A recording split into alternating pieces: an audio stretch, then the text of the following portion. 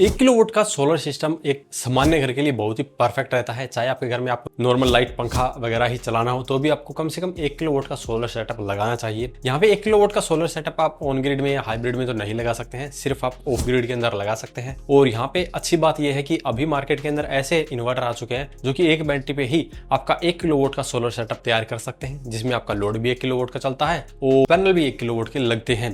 तो इसी तरह से अभी आपको देखना पड़ता है कि आपको जरूरत कितने बड़े सिस्टम की है। यहाँ पे आपको मेरी रिकमेंडेशन के हिसाब से फ्यूचर प्रूफ सिस्टम लेना चाहिए। अगर अभी आपको 500 वोट का लोड चलाना है तो भी आपको ऐसा इन्वर्टर लेना चाहिए जो कि इन फ्यूचर 900 वोट या 1000 वोट तक के अराउंड लोड चला दे, क्योंकि आपकी जरूरत कभी भी बढ़ सकती है बट आप उस टाइम पे इन्वर्टर की कैपेसिटी को नहीं बढ़ा पाएंगे। उससे अच्छा है कि आप अभी इन्वर्टर के अंदर थोड़ा सा इन्वेस्ट करके चलें, जिससे कि ओवरऑल आपके सेटअप के ऊपर कोई ज्यादा फर्क नहीं पड़ेगा। और इसके हम जब प्राइसिंग की बात करेंगे तब आपको अच्छे से समझ में आएगा।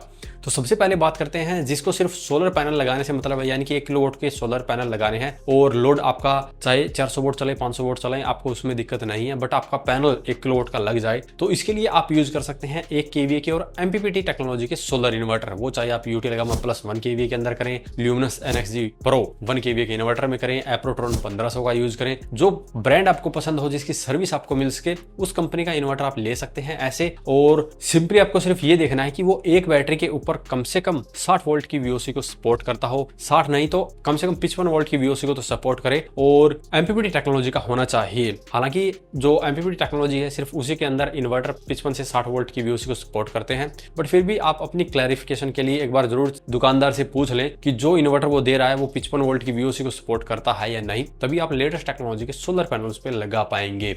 इन्वर्टर की प्राइसिंग की बात करते हैं तो यहाँ पे ऑलमोस्ट सभी ब्रांड के जो इन्वर्टर है वो 9 से 10 हजार रुपए में आपको इजीली मिल जाते हैं, चाहे आप किसी भी ब्रांड का लीजिए। तो यहाँ पे इन्वर्टर की जो कॉस्ट निकल के आएगी वो फिर आपकी 9 से 10 हजार रुपए आप मान सकते हैं। अब बात करते हैं बैटरी की। तो बैटरी बैकअप के अकॉर्डिंग हमको लेनी पड़ती है, क्योंकि जरूरी नहीं कि आपको ज्यादा बैटरी बैकअप चाहिए तो सभी को चाहिए, या आपको कम बैटरी बैकअप चाहिए तो सभी को ही कम चाहिए।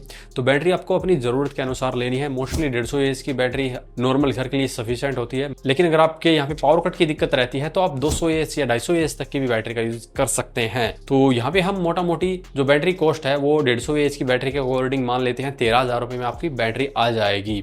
अब बात करते हैं सोलर पैनल की। तो यहाँ पे आप N type TOPCon bifacial technology के सोलर पैनल का यूज करें। 525 वोट 540 वोट या 575 वोट जो आपको सही लगता है या सही कीमत में मिलता है वो आप ले सकते हैं। अगर आप ऑनलाइन भी परचेज करेंगे तो फिलहाल ये आपको 15-16 या मैक्सिमम 18 रुपए प्रति वोट के हिसाब से मिल जाते हैं, यानी कि 18-19 हजार रुपए में आपको लगभग 1100 वोट की कैपेसिटी वाले सोलर पैनल मिल जाएंगे। बट अगर आप लोकल मार्केट से पता करेंगे तो आपको वहां पे और भी सस्ता मिल सकता है। तो यहाँ पे आपका इन्वर्टर का कॉस्ट हो जाता है 9 से 10 हजार, बैटरी का कॉस्ट 13,000 रुपए के अराउंड, पैनल का कॉस्ट लगभग 17 से 18,000 रुपए के अराउंड। इसके अलावा आपका स्टैंड का वायरिंग का भी खर्चा आ जाएगा, जो कि लगभग 5 से 10 हजार रुपए के बीच में वैरी करेगा, क्योंकि हमें नहीं पता कि आपको कितनी लंबी वायर की आवश्यकता है और किस ब्रांड की आप वायर ले रहे हैं। ये जो प्राइस है वो डिपेंड करता है ब्रांड के ऊपर, लेंथ के ऊपर। अच्छी ब्रांड की लेंगे तो यहाँ पे कॉस्ट ज्यादा होगी, ज्यादा लंबी लेंगे तो भी इसकी कॉस्ट ज्यादा होगी। तो जो मोटा मोटी खर्चा है वो 5 से 10 हजार रुपए के बीच में आप मान सकते हैं। तो अब ये जो कॉस्ट निकल के आई है आपके ओवरऑल सिस्टम की वो 45 से 50 हजार रुपए के बीच में आने वाली है।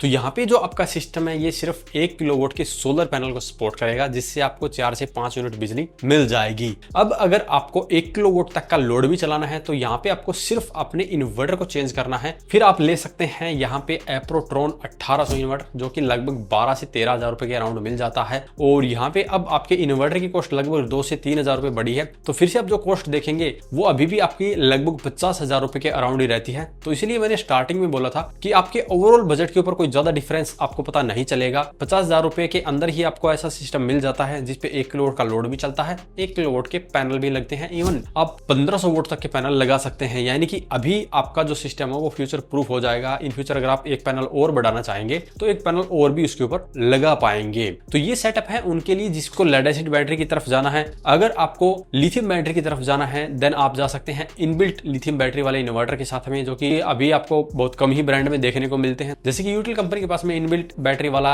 लिथियम इन्वर्टर आता है, जिसपे आप 1 किलोवाट के पैनल लगा सकते हैं, बट वहां पे उसकी लोड कैपेसिटी कम है, तो आप उसके ऊपर लोड लगभग 600-700 वोल्ट के अराउंड चलाएंगे तो आपका काम बन जाएगा। और उसके साथ में अगर आप सेटअप लगाते हैं तो वहां पे टोटल कॉस्ट आपकी निकल के आएगी लगभग 55,000 रुपए के अराउंड। तो यहाँ पे आपको उसके अंदर फिर बैटरी को भी बार बार बदलने की जरूरत नहीं है और उसे आप दीवार पे लगा सकते हैं। यानी कि अगर आपको मेंटेनेंस फ्री और एक अच्छा दिखने वाला सिस्टम चाहिए तो आप लगभग 5,000 रुपए और एक्स्ट्रा इन्वेस्ट करके वो ले सकते हैं। बट उसकी जो लोड कैपेसिटी है वो याद रखें कि 1 किलोवाट की नहीं है, सिंपली वो उसके लिए है जिसको सिर्फ पैनल 1 किलोवाट के लगाने हैं। तो उम्मीद है अब आपके सभी सवालों के जवाब मिल गए होंगे कि 1 किलोवाट का सोलर सिस्टम लगाने का कितना खर्चा आ जाएगा। अगर इसके बारे में अभी भी आपका कोई सवाल है सुझाव हो तो वीडियो कमेंट बॉक्स में कमेंट करें। वीडियो पसंद आए तो लाइक करें, शेयर करें, साथ ही हमारे चैनल को सब्सक्राइब करें। सब्सक्राइब करने के साथ साथ बेल आइकन को जरूर दबाएं ताकि इसी प्रकार की वीडियो आपको समय समय पर मिलती रहे। धन्यवाद।